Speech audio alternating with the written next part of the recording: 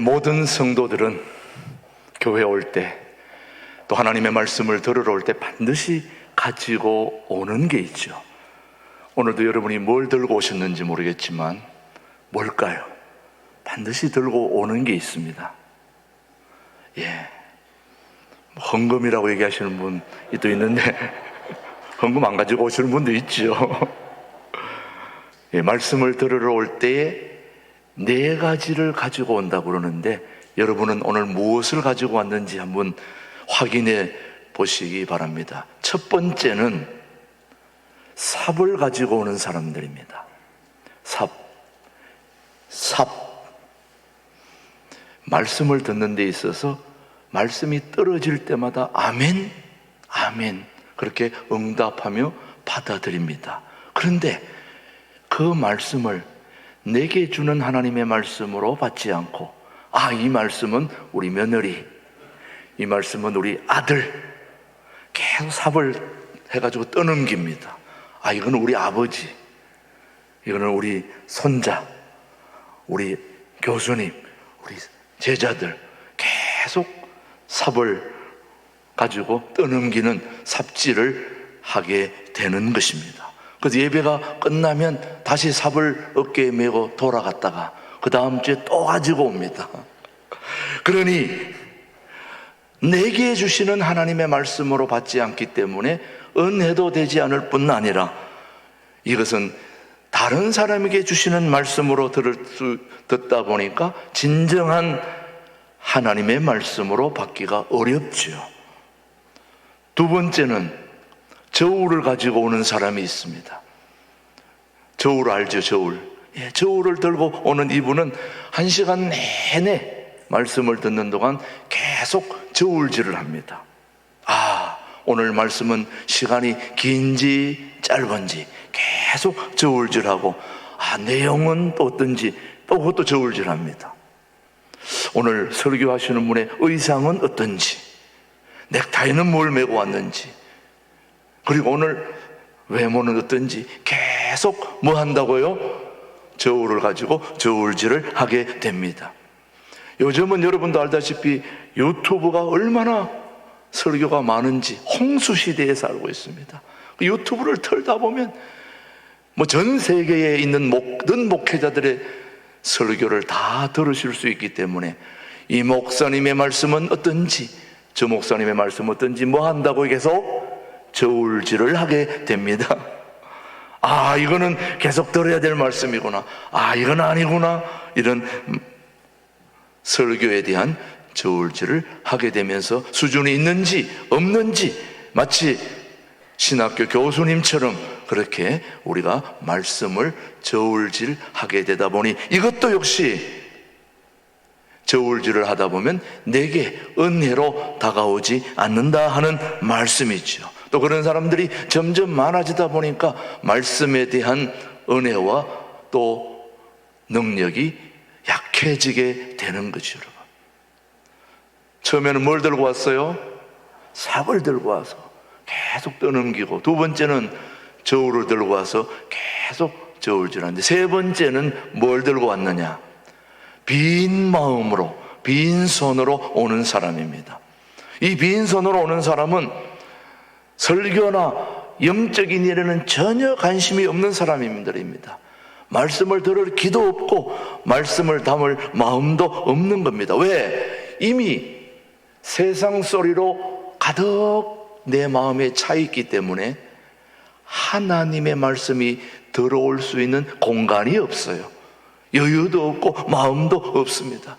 그래서 하나님의 말씀을 담을 공간이 없다 보니까 이 사람은 예배를 다녀갔다는 것 외에, 예배 참석한 것 외에는 별 의미가 없는 예배를 드리고 가게 되는 거죠, 여러분. 자, 네 번째가 굉장히 중요한데요. 네 번째가 뭘까? 네 번째는 빈 자루를 들고 오는 사람들입니다. 빈 자루. 이 사람은 말씀과 함께 은혜를 사모하는 마음으로 오게 됩니다. 무슨 말씀이든지 다 아멘으로 화답하면서 그 말씀은 나에게 주시는 하나님의 말씀으로 듣고 음성으로 듣고 또 경험하면서 그 말씀을 자루에다가 차곡차곡 담습니다. 이 말씀도 필요해 담고, 저 말씀도 필요해, 이것도 담고 저것도 담고 다 담아서 달콤한 은혜의 냄새가 나는 말씀의 자루를 예배가 끝나면 딱 둘러매고 나가서 삶의 현장에 가서 아들에게도 말씀을 나누어주고 또 며느리에게도 나눠주고, 우선 나누어주기 전에 내부터 먼저 그 말씀을 하나하나 꺼내서 되새김질하고 또 씹고 그러면서, 야, 어떻게 이렇게 귀한 말씀이 있나, 본인이 먼저 은혜 받고 능력이 되고 힘이 되는 말씀을 꺼내서 되새김질하면서 아들도 주고 손자도 주고 아버지도 주고 다 나누어주는 그런 삶이, 그런 사람이 바로 빈 자루를 들고 오는 사람이죠. 굉장히 멋진 신앙의 삶을 사는 사람이 아닐까 여러분? 저는 오늘 신광두레교회 교우들이 또 누가 다 빈 자루를 다 들고 오신 줄로 믿습니다. 거기다가 어떤 말씀이든지 가득가득 담아서 달콤한 은혜의 말씀을 가득가득 담아서 본인도 드시고 이웃도 나누어주는 그런 멋진 신앙의 삶을 사는 우리 신광두레교회 교우들이 되기를 주님의 이름으로 축복합니다. 오늘은 종교개혁 505주년을 맞는 주일입니다. 벌써 종교개혁이 일어난 지 500주년이 훨씬 500년이 지나간 거죠. 종교개혁, 개혁하니까 우리가 뭐 엄청난 것을 개혁하는 걸로 생각하는데, 종교개혁의 취지는 한마디로 말하면 돌아가자는 것입니다. 돌아가자. 어디로 돌아가느냐? 처음의 자리로. 처음처럼 하니까 이 소주 이름인지 뭔지 헷갈리시겠는데, 처음, 초심으로, 본래의 자리로 돌아가자는 것이 바로 종교개혁의 진정한 취지요 의미인 것입니다. 돌아가자는 것입니다.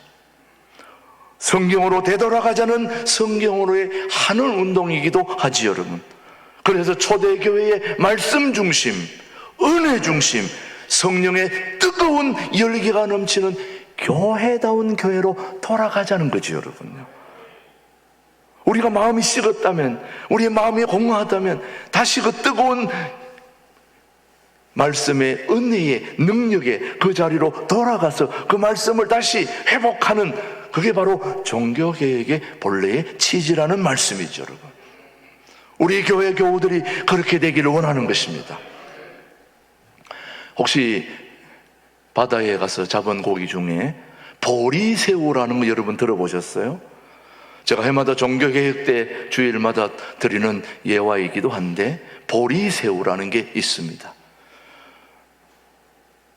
보리새우, 쿠라는 이런 데 가면은 그런 스시에 나오기도 하죠 여러분. 여러분이 궁금할 것 같아서 이 보리새우가 뭔지 하나 서비스를 하고 있습니다. 저걸 보시는 분들 중에서 스시를 좋아하는 분들은 빨리 껍데기를 벗겨가지고 먹고 싶은 사람들도 있을 테고, 저게 바로 무슨 새우라고요? 보리새우. 이 보리새우는 점점 커지면서 허물을 자주 벗어야 살 수 있는 게 이 바로 보리새우라는 거예요. 그래서 어릴 때는 허물이 부드러워가지고 자주 허물을 벗었다고 그럽니다. 그런데 점점 자라면서 이 보리새우의 껍질이 단단해지다 보니까 자주 벗기가 힘든 거예요. 그러다가 허물 벗는 타이밍을, 시간을 놓치게 되면 그만 그 허물이 너무 딱딱해져 가지고 그 허물 속에 이 보리새우가 갇혀서 죽게 된다는 거죠. 이 보리새우가 살 수 있는 방법은 허물을 제때 벗어야 되는 것입니다. 벗어야 살 수 있는 겁니다. 근데 까딱 그 기회를 탁 놓쳐버리면 그만 그 딱딱한 허물에 갇혀가지고 죽게 된다는 거죠. 종교개혁은 바로 본래의 자리로 돌아가야 하는데, 본래의 자리가 아닌 곳에서 오래 머물다 보면 보리새우처럼 허물에 갇혀서 죽게 된다는 거죠. 종교개혁은 본래의 자리로 돌아가야 되는데, 너무 본래의 자리가 아닌 곳에서 율법으로 우리 삶이 딱딱해지면, 굳어지면 거기서 은혜의 자리로 돌아가야 되는데, 말씀의 자리로 돌아가야 되는데, 우리를 따뜻하게 해주는 성령의 능력의 자리로 돌아가야 되는데, 돌아가지 못하고 율법의 자리에 갇혀서 그만 살았다 하나 죽은 자의 삶을 사는 그런 우리의 신앙생활이 되어서는 안 된다고 하는 것을 이 보리새우라는 것이 우리에게 주는 교훈입니다. 사랑하는 교우 여러분, 돌아가야 됩니다. 빨리 돌아가야 됩니다. 빠를수록 본래의 자리로, 은혜의 자리로, 말씀의 자리로, 기도의 자리로 돌아가는 교회가 멋진 교회입니다. 돌아가는 교회가 살아있는 교회입니다. 그러면 돌아가긴 돌아가야 되는데 어디로 돌아갈까? 어디로 돌아갈까? 첫 번째, 믿음의 자리로 돌아가야 됩니다. 믿음의 자리. 믿음은 예수님의 능력을 경험하는 유일한 도구요 은총입니다. 우리가 죽어서 마지막 하나님 앞에 갈 때 들고 갈 수 있는 유일한 게 하나 있다면 뭘까요, 여러분요? 믿음입니다.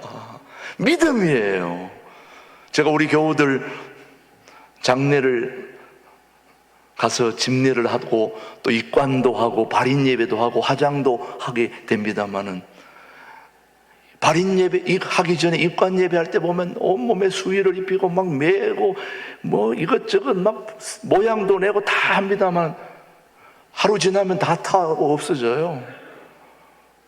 아무것도, 한 줌의 죄로 돌아옵니다. 하나님 앞에 가면 아무것도 내놓을 게 없어요. 유일하게 하나님 앞에 내놓을 수 있는 유일한 게 하나 있다면 뭘까요? 믿음입니다. 믿음. 그래서 우리는 믿음의 자리로 돌아가야 되는 거죠. 믿음이 있는 자만이 하나님 앞에 가서 영원한 새하늘과 새 땅에서 영원히 살 수 있는 비결, 첫 번째가 예수님을 내 인생의 주인으로 모시는 믿음이 필요한 거예요. 그래서 그 믿음을 소중하게 여겨야 되고 믿음의 자리로 돌아가야 되는 것입니다. 그래서 기적과 믿음, 믿음과 기적, 능력과 믿음, 믿음과 능력은 함께 가는 것입니다. 기적이 없는 게 아니고 능력이 없는 것도 아닙니다. 문제는 믿음이 없는 거예요. 우리 신광도래 교회 역사가 일어나고 있습니다. 그런데 안 일어나는 경우도 있죠. 왜 안 일어날까요? 뭐가 없을까요? 믿음이 없는 겁니다. 불신에 있는 거예요.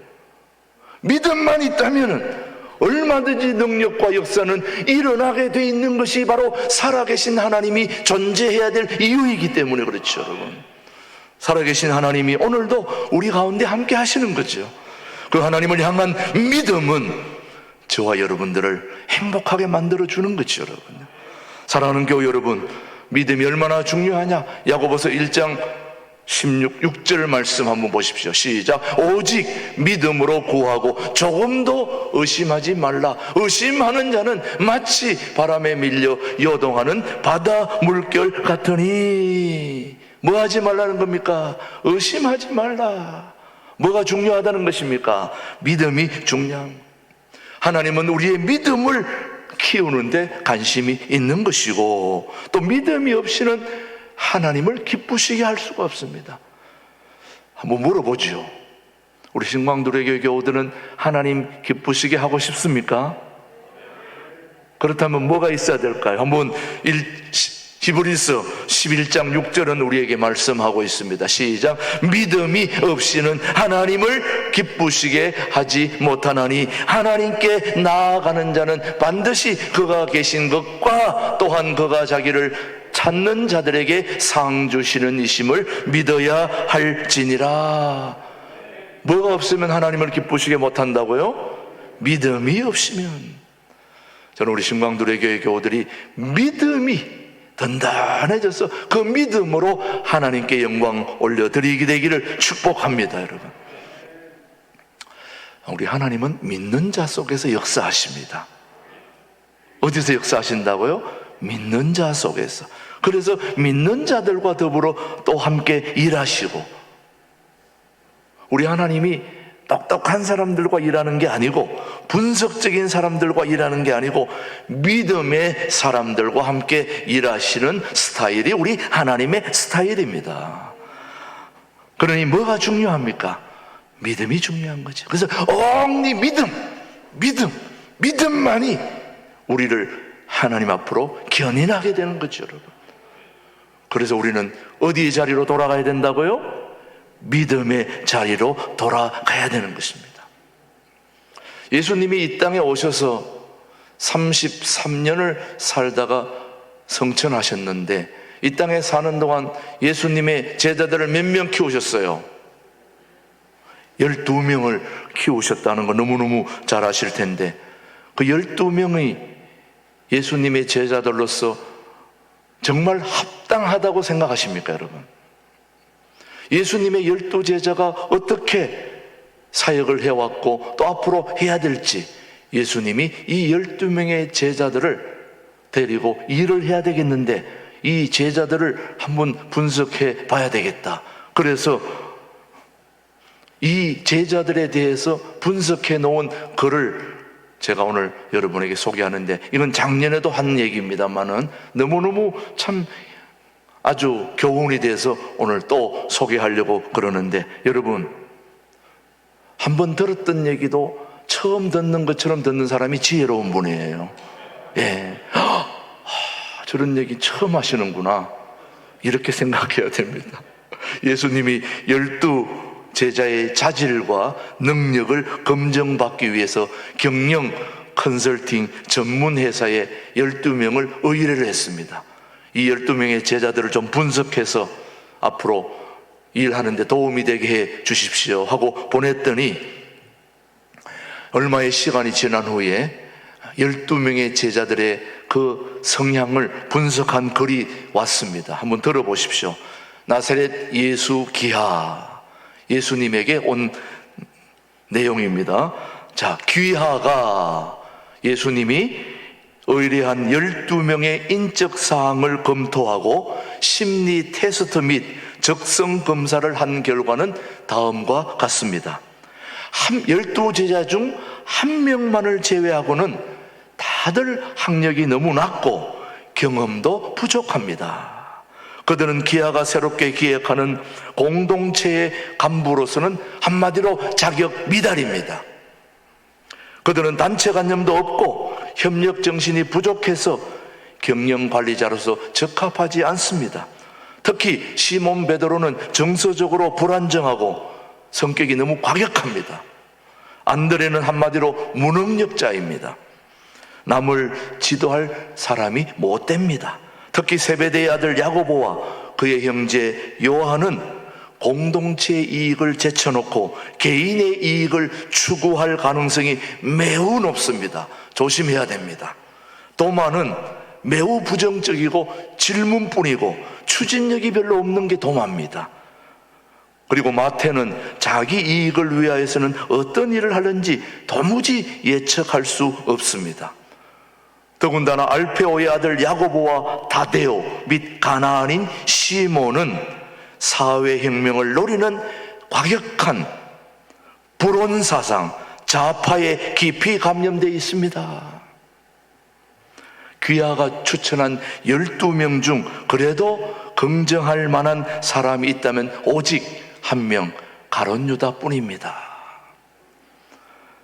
그는 비교적 유능한 편입니다.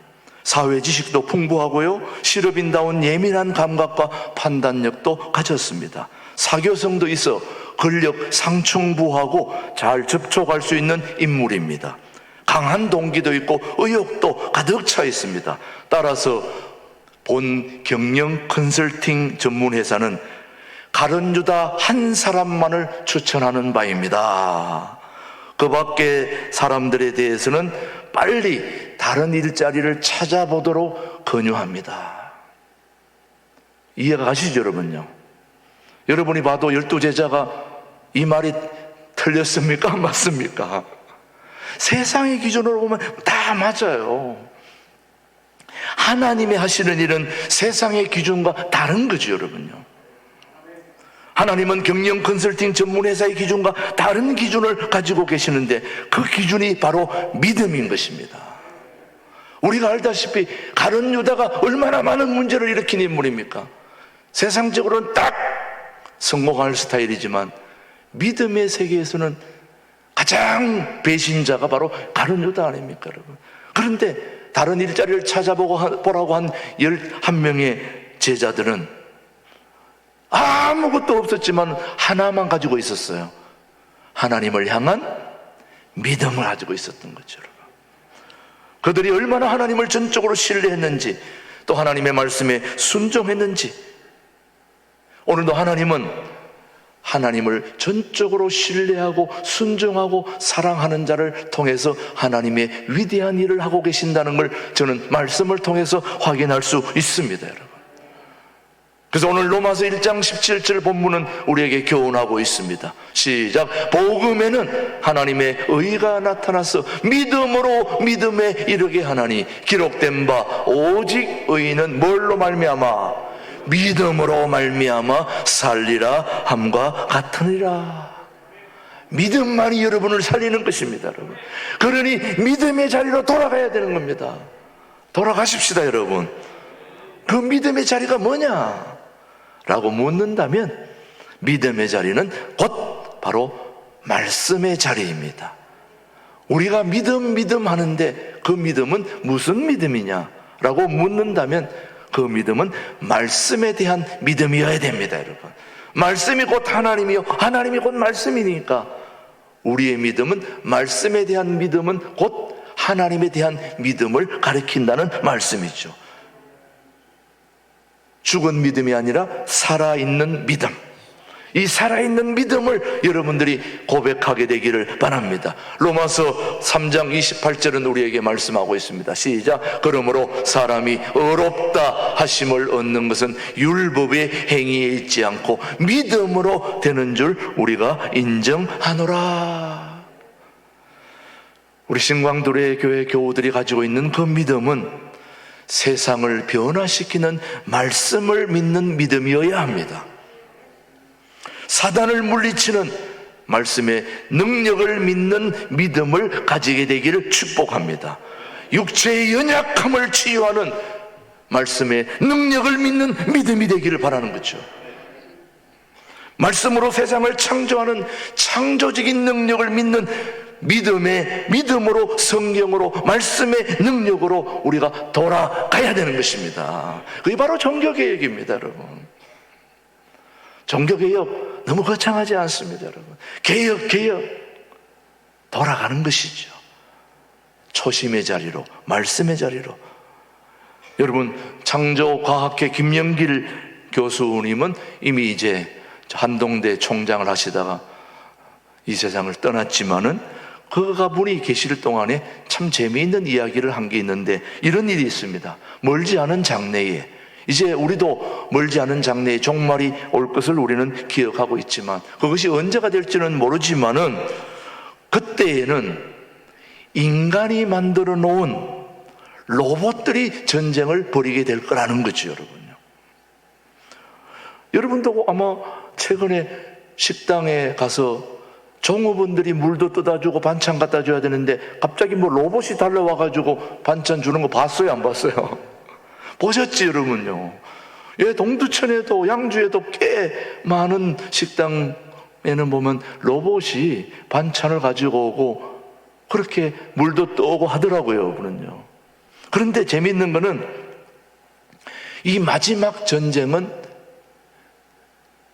비행기나 그리고 탱크나 그런 핵전쟁보다 더 무서운 것이 바로 화학전입니다, 여러분. 이 화학전 전쟁이 마지막 전쟁이 될 것으로 보는데, 그 화학전 전쟁이 벌어지면 살아있는 모든 것들은 다 뭐 할까요? 죽게 되어 있습니다. 모든 동식물은 화학전을 통해서 다 죽게 됩니다. 오직 안 죽고 살아나는 게 있다면 뭘까요? 로봇입니다. 로봇은 우리가 기계를 만들어 놨기 때문에 화학전 아무리 갖다 대도 코로나 걸립니까 안 걸립니까? 로봇이 코로나도 안 걸립니다. 로봇은 감기도 안 걸리고 암도 안 걸리고 아무것도 안 걸려요. 그래서 화학전으로 모든 동식물들은 다 죽는데 마지막에 동식물 사람까지 다 죽고 나면 뭐만 남아요? 로봇들끼리 남아가지고 자기들끼리 전쟁하다가, 야, 우리는 어떻게 생겼냐? 어떻게 해서 우리가 생겨났지? 그러다가 물어볼 게 있어야지. 사람이 다 죽었으니. 그래서 로봇들끼리, 야, 우리가 어떻게 생겼는지 한번 연구를 해보자. 그래서 자기들끼리 몸도 분해를 해서 해보니까 구리, 철, 아연, 납, 인 이런 것들이 나오거든요. 이게 어디서 나왔나 하고 봤더니 공기하고 땅 속에서 그것이 있더라는 거예요. 아, 우리는 누가 만든 게 아니라 그냥 저절로 땅 속에서 있다가 생겨난 거구나, 이런 결론에 이르게 됐다는 거죠. 누가 가르쳐 주는 사람이 없으니까. 여러분, 그렇게 된 겁니까, 여러분? 물론 로봇은 사람이 만들었으니 그렇지만 저와 여러분들은 어떻습니까, 여러분? 저절로 생겨날 만큼 너무 신묘막측한 게 인간입니다, 여러분. 저도 지난주에 이빨이 안 좋아 치과 치료를 받으러 가는데 마취 안 하고 신경치료하는데 저는 뭐 거대한 바위 덩어리가 하나 와서 때리는 줄 알았어요. 치과 그 안에 신경 요만한 걸 건드리는데 온 몸이 그냥 막 어떻게 할 줄을 모르겠어요. 아프면 손 들으라고 그러는데 손 드는 게 아니라 막 한 대 때리고 싶어요, 의사를. 얼마나 아픈지. 이렇게 신묘막측한 우리 인간을 저절로 생겼을까요? 하나님이 창조하지 않고서 어떻게 우리가 여기 있을 수 있겠습니까, 여러분? 창조주 하나님을 굳게 믿는 믿음이 바로 구원에 이르는 믿음인 것입니다, 여러분. 이 구원의 믿음을 가지고 천국 가기 전에 이 땅에서 예수님이 이 땅을 말씀으로 성육하신 그 방법으로 세상을 섬기고 사랑하는 것이 제2의 종교개혁, 본래의 자리로 돌아가는 것입니다, 여러분. 종교개혁, 어디로 돌아가는 것이라고요? 본래의 자리, 믿음으로 돌아가는 것이고 말씀을 믿는 그 믿음으로 돌아가는 것입니다. 그런데 본래의 자리로 돌아갈 때 우리가 명심해야 될 것이 첫 번째, 정직해야 하는 자리로 돌아가야 됩니다. 무슨 자리로요? 정직하는, 정직만이 살 길입니다. 그래서 한번 시편 140편 한번 보십시오. 시편 시작. 진실로 의인들이 주의 이름에 감사하며 뭐한 자들, 정직한 자들이 주의 앞에서 살리이다. 누가 사는 겁니까? 정직한 자만이 사는 겁니다. 다시 말하면 초심으로 돌아가자는 거죠, 여러분요. 우리 교인들 중에서 뭐 골프를 다 치는 건 아니지만 골프 치는 사람들이 하는 얘기들 중에 중요한 게 하나가, 골프를 계속 치다 보면 계속 잘 맞는 게 아니에요. 맞을 때도 있고 안 맞을 때, 또 잘 안 맞을 때는 골프 잘 하시는 분은 꼭 그렇게 얘기해요. 처음으로 돌아가야 된다. 처음 칠 때 마음으로 돌아가야 돼. 골프 잘 치는 사람은 골프 공만 보게 됩니다. 골프 공 안 보고 저쪽 날아갈 자리 보는 사람은 반드시 딴 데로 날아갑니다. 공만 봐야 됩니다. 하나님만 바라보고 말씀만 바라보고 기도만 바라보면 딴 데로 안 가는데, 이렇게 보면 반드시 다른 데로 날아가게 돼 있습니다. 골프 하시는 분들은 다 아실 거예요. 본래의 자리. 여러분 핸드폰 가지고 계신 분들 알겠지만은 핸드폰을 막 하다 보면 핸드폰이 막 혼란이 일어날 때가 있습니다. 그때 반드시 할 수 있는 기능 중에 하나가 밑에 조그만 거 하나 누르는 게 있어요. 거기에 누르면 초기화라는 게 있어요. 처음 만들 때 자리로 돌아가는 겁니다. 그럼 뭐가 안 되다가 초기화를 누르면 다시 다 회복이 되는 거예요. 우리 신앙생활도 마찬가지입니다. 우리 주님을 만날 때 그 뜨거운 관계, 은혜의 자리, 성령님이 함께 역사하는 너무나도 감격과 기쁨과 은혜가 넘치는 그게 왜 어디로 갔을까? 그럴 때 초기화를 누르면 그때의 자리로 돌아가게 되는 거죠. 저는 여러분이 그런 자리로 돌아갈 수 있게 되기를 바랍니다. 그러기 위해서 우리가 시편 33편 4절을 기억해야 됩니다. 시작. 여호와의 말씀은 정직하며 그가 행하시는 일은 다 진실하시도다. 정의, 자유, 평화, 평등, 이 모든 것이 하나님과의 관계를 벗어나면 아무것도 아닌 것입니다, 여러분. 정직함이 힘이고 깨끗한 것입니다, 여러분. 정직함이 깨끗한 것입니다. 뭐 경제, 정치 다 보세요. 거짓말하는 자는 두 사람만 알게 돼 있어요. 거짓말하는 자들은 본인이 알고 하나님이 아는 거예요. 예, 본인이 알고 하나님이 아는 거예요. 나 안 받았어, 나 몰라. 그래도 본인은 알잖아요. 본인은 몰라도 하나님은 아시는 거죠, 여러분.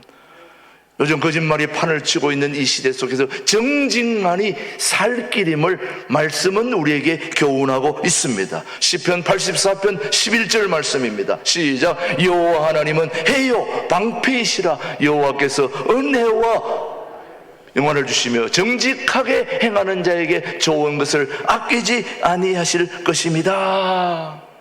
정직한 것이 힘이고 능력이고 살 길임을 기억하셔야 됩니다. 두 번째, 나눔의 자리로 돌아가야 됩니다. 초대교회는 나누는 자리였죠. 사도행전 2장 44절 시작. 믿는 사람이 다 함께 있어 모든 물건을 서로 통용하고 또 재산과 소유를 팔아 각 사람의 필요를 따라 나눠주며. 오늘 우리 시대가 움켜쥐는 사회 아닙니까? 나누는 것보다는. 이런 때에 신광두레 교회는 나누는 삶의 자리로 돌아가야 우리 교회가 살 길입니다, 여러분. 알다시피 신광두레 교회는 참 어려운 고비를 2, 3년 전에 가졌었죠. 그때에 이 교회를 살리기 위해서 용천노회가, 그 용천노회 많은 교회들 중에 이 교회를 살리려고 자기 교회도 어려운데 100만 원, 500만 원, 1000만 원, 2000만 원, 3000만 원 그렇게 모아가지고 3억 가까이, 2억 가까이 그렇게 모아가지고 이 교회를 살려준 곳이 바로 우리 노회가 소속된 용천노회입니다. 자기 교회도 살기 힘든 때에 이 교회를 살리려고 나누고 베푸는 그게 없었다면 오늘 우리가 어찌 이 자리에 있을 수 있겠습니까, 여러분? 그렇다면 우리도 이제 저와 여러분들이 본래의 자리로 돌아가서 말씀과 은혜와 능력이 회복되어 우리도 나누게 되기를 축복하는 거죠, 여러분. 나누어야 됩니다. 그렇지 않으면 우리는 다 죽는 것입니다, 여러분. 히브리서 13장 16절입니다. 시작. 오직 선을 행함과 서로 나누어 주기를 잊지 말라. 하나님은 이 같은 제사를 기뻐하시느니라. 우리가 나누지 않는다면 우리 교회 존재 이유가 없는 것입니다. 우리는 통일한국을 준비하면서 계속 우리가 가진 것을 이민족과 나누어야 되고 북한 동포들과 나누어야 되고 세계 모든 공동체와 함께 나누는 그곳까지 우리가 나아가야 되는 것입니다. 디모데전서 6장 18절은 이렇게 말합니다. 시작. 선을 행하고 선을 사업을 많이 하고 나누어 주기를 좋아하며 너그러운 자가 되게 하라. 우리 신광들에게 나누어 주기를 좋아하는 교회가 되기를 축복합니다. 저부터 실천하겠습니다. 나누어 주기를. 저도 제게 무엇이 들어오면 다 저도 나누기를 원합니다. 나누기를. 하나도 제가 안 나누다가 우리 집사람한테 혼났어요. 당신이 냉장고 넣어놓고 안 나누니까 곰팡이 피고 오자마자 막 어떤 때는 제가 먹고 싶은 게 있는데 그것도 다 나눠줘가지고 못 먹을 때도 있습니다. 그래도 나눌 때가 행복한 거죠.